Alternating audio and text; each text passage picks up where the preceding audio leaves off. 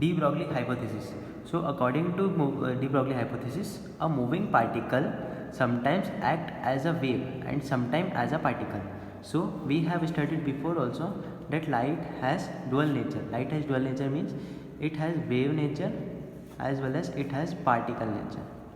Okay, same light also and matter also. In matter also it has wave as well as particle nature.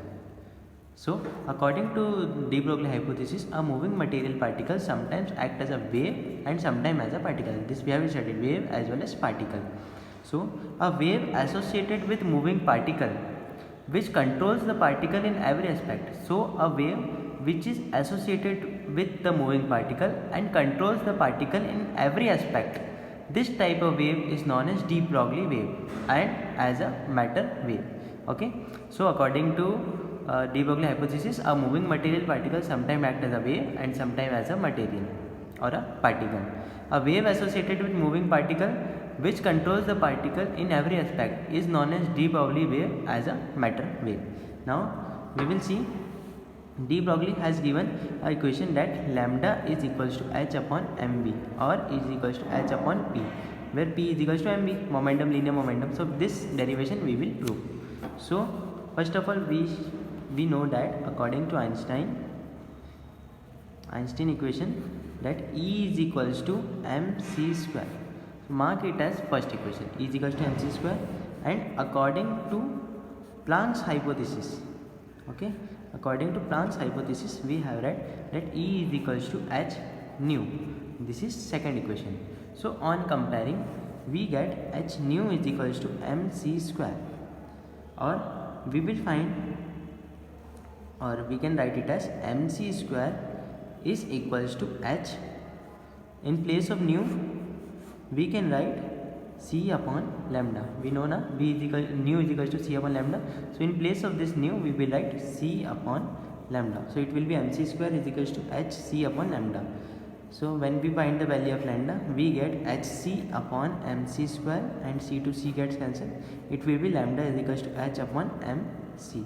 Now for a body moving with velocity v, for a body moving with velocity v, then lambda will be equals to h upon mv, and where mv is equals to momentum, so it will be h upon p. So this is a small derivation of de Broglie hypothesis. Hope you understood it. Now next topic, de Broglie wavelength of an electron. So we consider an electron of some mass and charge E. Let v be the velocity of the electron when accelerated from rest through a potential difference of v volt. We know that kinetic energy of an electron will be half mv square. Here v is the velocity of the electron, and we know that work done on an electron is equals to E into v. Here v is the potential difference or potential, E into v. Now we also know that work done is equals to kinetic energy. So on comparing we get half mv square is equals to E into v. Okay, this v is the velocity and this v is the potential difference. When we find the value of v square we get twice of ev upon m. Okay, now we know that lambda is equals to, just now we have studied, lambda is equals to h upon mv. So we get h upon m, and when we will find the value in root we get v is equals to under root 2 ev upon m. Okay, so we will put this value of v here, we get 2 ev upon m. Now we can write it as h upon, take this m inside the root, so we get it as 2 ev m square upon m. Okay, now m to m gets cancelled and we get an equation lambda is equals to h upon under root 2 m ev.